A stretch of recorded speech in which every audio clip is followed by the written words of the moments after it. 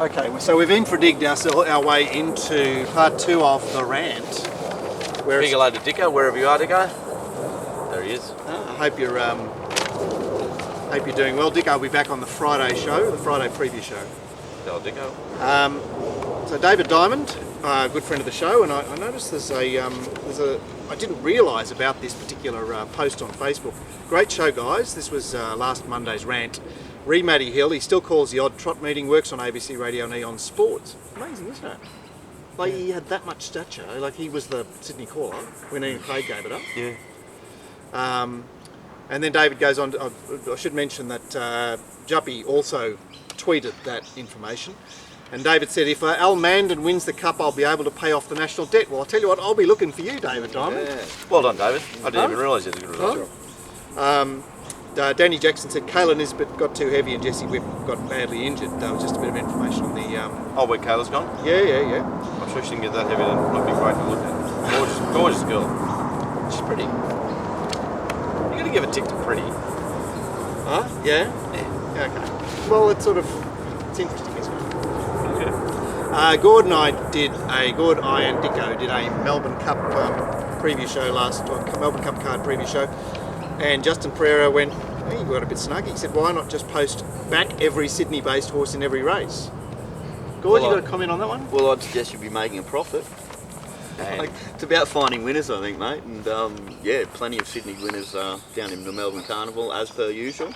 And I think underestimated by the bookmakers still, because they were still decent prices. There is a lot of narky people out there. Like, we do sure we don't sell many products, just me and Mark stuff, and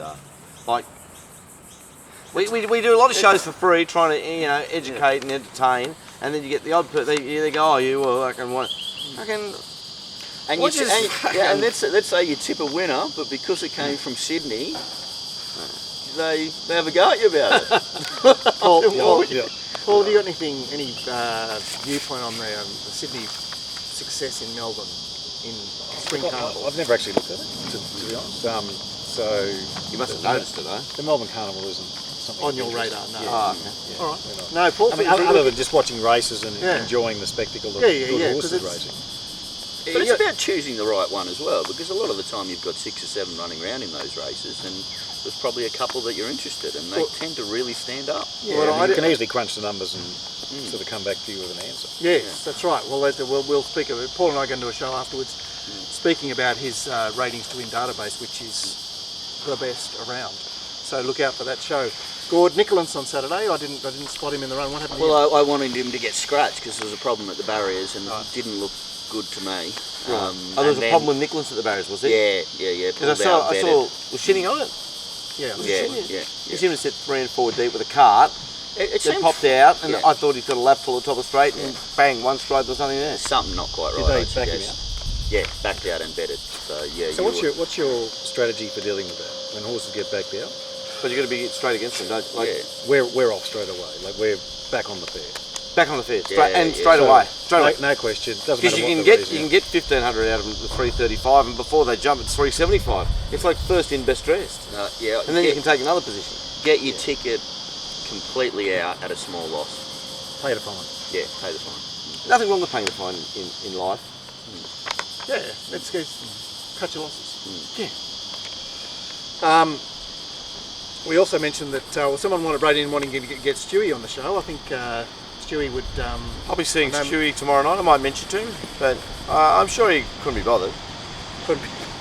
What do you mean? Surely there's nothing that he's ever not been bothered with in life. You know, if someone asked him to do something, he'd do it. Well, he's done the show. I know he's done the show, but we've got fresh viewers. We've got Dicko introducing the show to his band of merry men. And he's a fantastic guest too. He's a great bloke and a knowledgeable guy. I love listening to him. Okay. I've been speaking for 36 years, so... It's old news. Yeah. And also, every time he comes on the show, he gets reminded of that Glenn dipping the bag at Gosford story. Oh, I know. I don't know how he keeps a straight face. He takes it quite well, doesn't he? I always worked out a way to get it back. It's a bit of fun and banter. Talking about 36 years I've been on a racetrack, Eric Conlon retired on Saturday. Now, for you guys out there in the lounge lizard world that don't know Eric Conlon, he's been a bookie for 60 years. And did his last meeting on Saturday. He's well into his 80s, and I suppose when you're well in the 80s, no one looks great. Just I don't know what. Well, he's the hell only he's gonna retiring do. because he has to retire. Why does he have to? Because he can't stand up. He's just got health issues that are preventing him from actually doing it. Well, I still think he should come. What's he going to do? Go home? No, he's going to go on his farm. He's got a property that he's into, but I don't know what he can do there, given that he's. What the hell am I going to do at Hawkesbury? He's been there. No, Glenn, you have to retire. I have to retire? Yeah. You have to bring forward by 11 months your Straight in the tree now? It's I just don't know a what we're really doing there. a very emotional thing for me too, because I believe, I didn't witness it, but I did hear a few of the bookies talking, and I hope they did manage to do it, that at the end of the day, when he walked out, all the bookies were going to walk out round him. Did that happen? Yeah. There was a cavalcade Well, that's nice. for Mo. Gary Clark organised that. That's a very nice gesture. And but I don't know what I'm going to do. Well, it's the end of an era. He's the only surviving bookie that actually was a bookie. The rest of them stand there waiting for the phone to ring. Some of his quotes over the years, when Top Fluck was introduced, someone asked him about Top Fluck betting, and he just looked at him and said, "Top Fluck?" He said, "I bet worse Fluck," which I think is a classic comment. I just want to bet worse Fluck. He's got that, the other one was with that dry, a little bit like Bennett, like the coach. And the best of all time was a very, very successful professional punter called Steve Caligiuri, who we all miss and love, and the nicest bloke that ever lived. Say hello to Steve. One new bookie asked Eric Coleman if Steve on credit was any good, or would he pay his debts, and Eric said, well look, Eric said to him, he's been betting with you for 2 or 3 years, but I honestly don't know if he pays. And the bloke went, what do you mean? He said, well, he just collects every week. He seems a nice fella. He said to the bookie, he said, I'm sure he would pay, but he's never had to. And it's just brilliant. It was very funny. Laurie Cadle said, hi guys, enjoying the shows. The use of Gordo and Jack representing the younger generations is a good idea. How about the that? Gordo getting the younger generation? Oh, well, that's just got newbie. There have been some comments on the show about the publicity surrounding Gerald Ryan. These issues have been on public record for at least 20 years. Well, the comments were the non-publicity about surrender. Yeah, so why are the Sydney papers bringing it up now? Well, they're and not. that might be the real story here. I don't know why, but somebody must. So it is true that I do recall such information being public knowledge of the racetrack in the 90s. I can't remember it. By the way, speaking of the younger generation, I had my 20-year high school reunion on Saturday night. Don't the Sheilas look awful? That's an all-boys school, so yeah, they look terrible. And we didn't have a transsexual, actually, so that was slightly disappointing. How many dead? How many dead? One. Only one, that's not One bad. out of 180. That's not bad, one. Yeah, so I'm saying there's something going on with the water at Sydney Tech there, but all those boys that I used to bet with me during the Melbourne Cup, they're still keen racing people. And They watch the RANT? Well, a couple of them do, and a couple of them have been saying to me that they want more material to watch, and I suggested that there was an option for them in Racing Rant. So hopefully they're going to watch the show. Leo and the boys, they're all lawyers and dentists and doctors now, so they're desperate to get they have a decent go on a Saturday. I guess they're all married? Yeah. So, They all married? Well, no, they all want to buy horses with me now. Are they all married? Yeah, all married kids. Poor bastards. No, but I think they've got good setups. They actually gave me, there's a term for your hidden money from your wife, and Well, let's not give them up on TV. well, I'm sure their wives Don't don't buy watch. horses, they won't be married for long. It's amazing how many blokes got hidden booty out wide for cash. Yes, they all seem to have, and they had a mate of mine term at for Cards. it. Mate of mine at Cards. I've lost contact with him, but years ago, him and an associate got a $300,000 swing for a big $30 million deal. They threw him 1%, and they'd left the money in Asia, and then they go to Asia 2 or 3 times to Vegas and tell the missus it's business trips, and all the money gets soaked out of that, so it doesn't come out of their personal, and the missus doesn't even know what they've spent. And the bloke said they go to Vegas, you got $50,000 to play with that no one knows about. He said all you do is win. So the account just keeps going up. So if you're betting with money, don't lose it, it's gone. If you're betting with money, it's confetti. Whoop. Life's funny, isn't it? Life is insane. Mark, I saw you talking about flying Artie in the rant after it won. They should slow motion of that horse from the side making its run. What I noted was the size of that horse's nostrils in comparison to extreme choice in the stern. You could have fitted a large orange in each. It was amazing viewing. Do you think this is part of the story of why the horse is so good? Would it be a mounting yard technique to identify runners as such when considering now D. Weir is exploring this live high and train low experiment, and the elite athletes are now using nostril breathing techniques to get a spleen boost during an event? Would it be valid? Glenn, mounting yard, really? large nostrils. I've never noticed it. Never even thought to look. So, you know, if something I'm looking, I might put a... Well, it might be a variable in Paul's database. Do you have nostril size there? No, Well, Grant, I know that Grant's a dog man, you can- I you think, can- so you can maybe... actually- Well, like when Put you that think in of the there. elite Yeah, athletes, yeah. they're always concentrating on their breathing. Yeah. I know when I have particularly bad sinuses, and when my sinuses are blocked, I don't sleep well. When I don't sleep well, I'm a bit lethargic the next day, and then when I have a good night's sleep, I'm better. So breathing's important. All right. Oxygen flow. So, Grant, you may have put Glenn on to noting nostril size. I'll note it for 3 to 6 months and try and get a little litmus test for it, because it'll take at least that long. And if Jeff Hudson watches the show, Jeff, add that to your list of things. Have you seen any of his material, Paul? No. So he's a mounting yard aficionado. That Oh, is he the guy that wrote that book? watching racehorses. Yeah. So he just like lines up the variables and then records everything that matches those variables as he watches the horses. So I'm sure that he'll probably be onto it as well. Ben wrote in, "Hi, Teen Queen was a pacer trained by Darryl Hillier Well, we knew that. and won numerous races at Harold Park wearing knew red and yellow colours." Well, you should have said. Did you say that? You did. Team, yeah, we spoke about that. Team got a nickname from a trotter. Yeah, okay, yes, we have discussed that before. He also says, "I don't know why they are called trainers. They condition horses. They can either run or not." You had something to say about that the other day. I think that's fair commentary. I think that a lot of horses that big stables have and have big teams, they have big accounts and they have big amounts of good feed. And I think good feed in their horses provides condition, and then the horses do what they do. It's not like a magic wand. I mean, if you want to freshen up a horse, I don't know, take it for a walk, get it to New Park, do hard gallops.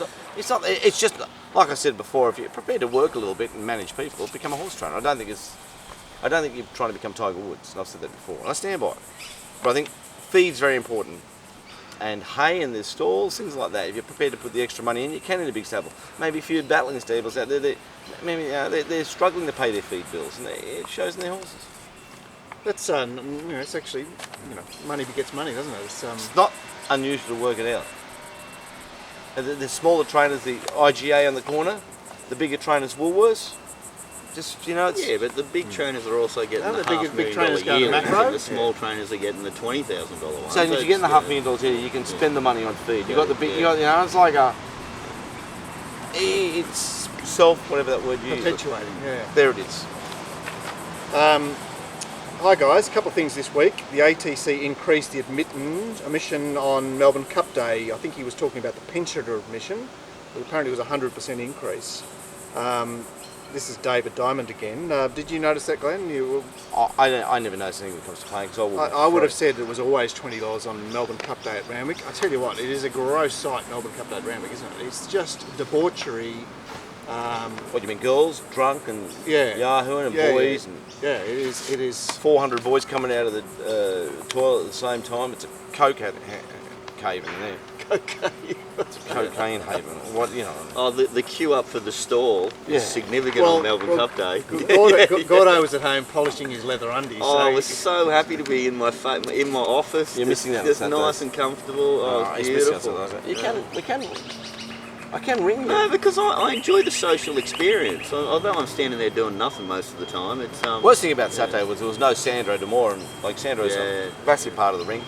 Yeah, so is he back this Saturday at Rose Hill or not? Well, I think he goes away on that Saturday because it's Gosford on the Wednesday. It's a good week, 2 weeks from now. So he might be back at Canterbury on Friday night? No, don't think so. Well, that suggests that he won't be at Rose Hill on Saturday. Possibly.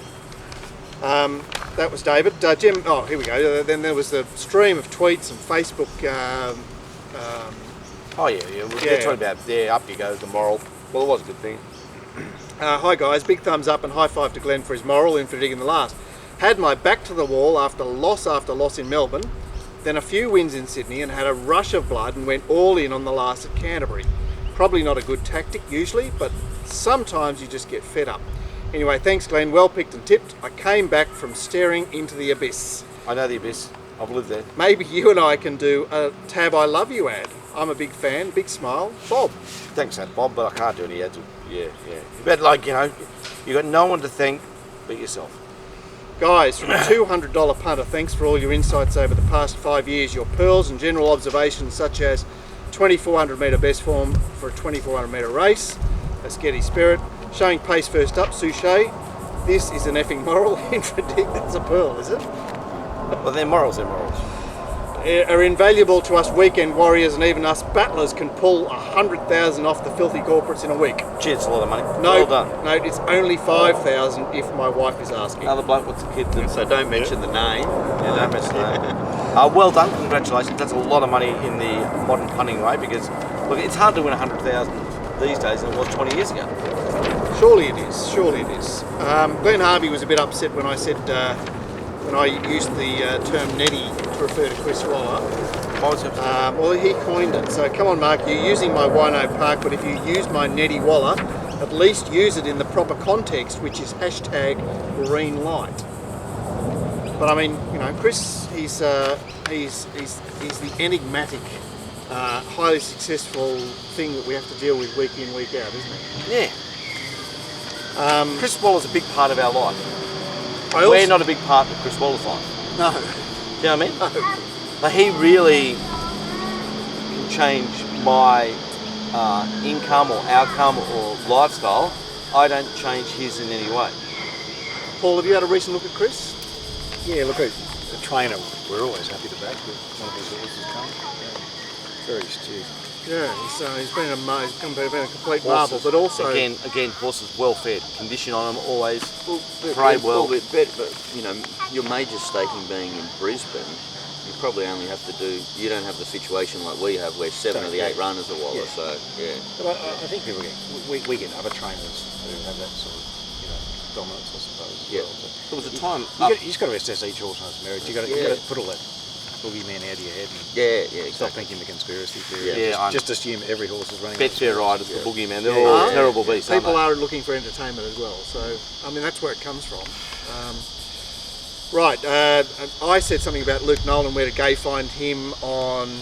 Who was it was Sought After? Did he ride Sought After? No, Stephen Baster rode Sought After Yeah, on Tuesday, Melbourne yeah. Cup Day. And, Something and else. again Thursday. Was it maybe Fabrizio? No. Anyway, Luke Nolan, the Rock Dweller strikes. Well, I said, under which rock did Gay find Luke Nolan, which was very unkind, and I shouldn't have said it because I didn't actually know. So Glenn Harvey was straight on to me about that. And then Danny Jackson tweeted, it seems the Gay bot horses all drank the magic water this morning on fire. So she trained the 2-year-old winner on Melbourne Cup Day. Were you there for the first? Yeah, what's it? Shit in. At $17 or $20 or something? Shit in. All day they shit in. So Gay, yeah, what do you got to say about Gaybot? They went really well on Tuesday. Yeah. I said that Kimberley Star. I mean, it was just giving it to Egyptian Simple still at the 200. Like, they all went really well. Like, I would agree with Danny. They all seemed to drink the magic water that morning. Sought After did actually have the figures on the board, though. I mean, dominant figures in that race. To win the 1700 or the 2000 on the back race up? on the Tuesday, was it? Yeah. Well, I think, you know, Gord was a bit unhappy about Sought After not winning the 1400. Well, But- Glenn and I were both pretty keen on it, weren't we? Yeah, on but the- on the like she was previous forced to show. race But then like yet again, that's Deanne one. led.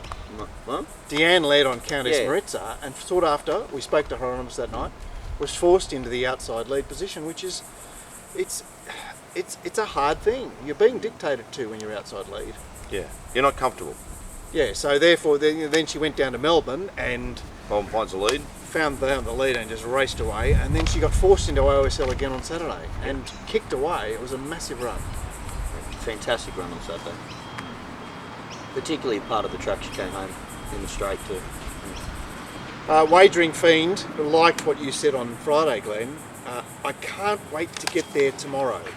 What does? Oh yeah, I can't wait That to is do the most beautiful, evocative and organic catch cry for the punt ever. Oh, thanks for wagering, friend. Yeah, but I couldn't wait to get there, and now I'm pretty excited about Gosford on Wednesday. He further on went on to say, if you can find something that consumes you, and engages your mind so thoroughly, and mixed with others, so blessed. I am a bit blessed, I agree, but I'd like to be a bit more successful. But I am thoroughly entertained every day of the week, and I have friends in jobs, and they can't stand a minute of it. So I suppose I'm going from here to lie on Coogee Beach and look at Brazilian backpackers and G-strings all afternoon and most of tomorrow. I mean, it's not torture, that. So then you can't wait to get Gosford because you've had your fill of the G-strings. Sometimes I think looking is torture, but without the really? capacity to Really? touch.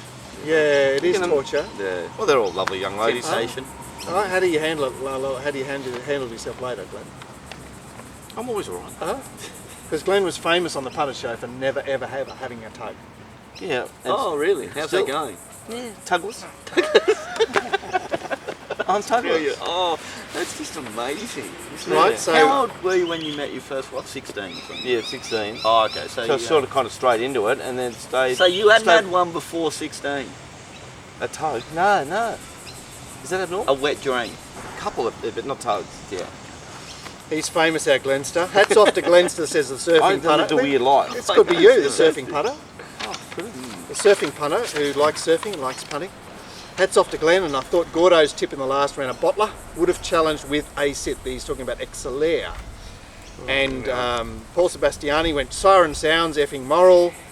Glenzer goes bang, and then Grant Pilling had the last word. He said, love it when the Glenster plays the trumpet. Play us the trumpet again. Give us a What demo. do I there. do? Oh, like that. Do I do that? I don't even know what I do on this stupid show. Normally what comes out when you've got the trumpet is fucking moral. Oh, there it is, punters, like that, yeah. Okay, yeah, I do the trumpet, He yeah. says effing moral these days. I do say effing wrong. I'm trying Yeah. to keep things a bit, not going to get too far on the edge of the sword because I got into too much trouble last time.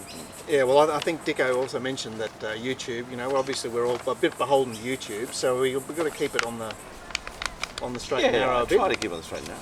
Without being like sucking everyone's dick. Won't be doing that. Yeah, that's right. So I mean, that's the ethos of this show, isn't it? We're not going to suck anyone's dick. No, well, that's why who we are, and that's why we're a bit different. Everyone else has bosses and sponsors and blah blah blah. We're edgy. Well, look, but the point being that even when We try to be fair if we do get a sponsor, we'll still be. Oh, we won't be changing. That's the point. Yeah, that is the point. Well, that's who we are. Otherwise, well, I might as well turn to Johnny Tapp. You can be Ian Craig, and I know Hang what on. to do with you, Gordon. Hang on. Nick Ashman. Oh, what a poor Nick, eh? Poor bastard. I always say that him, poor bastard. He's up there. Oh, poor bastard. I know who you really are, Nick. One day you'll break away. So that's been the rant. Welcome. Special and guest. thanks Paul so much Daly. for Paul coming along. He's going to do a show with Mark later, and look for You guys aren't doing a Tuesday show this week, I suppose. Well, we hadn't said we wouldn't. What's We're Gosford? That's doing a what's Tuesday Gosford, show. isn't it? Oh, That's all. if you want to do Gosford. We'll be doing Gosford. Okay. That's the midweek meeting. We do a show for the midweek meeting, and which of course doesn't involve you, Glenn, because you got sacked from the midweek preview show. Yeah, sacked again. Dulles one sacked me, then Lambourne did. Story of my life. I keep getting sacked, keep smiling. Hang on, I didn't sack you. The other boss said. Yeah, the other boss. The business. Yeah. All right, thanks so much for viewing, guys, and great the carnival's over, and we'll just get back to the ho-hum of natural, normal racing, and I can't wait to get there. And Glenn, is there any prospect for a new Ford this week? Sort of don't know what I'm doing. I'm thinking about paying the money and fixing the other one up now. All right. Well, we will hear more on Friday when we get Glenn back for a preview show for Saturday's Girls' Day Out at Rosehill. Is it? Is it? Could be. Messy. All right. Thanks for that. There you go.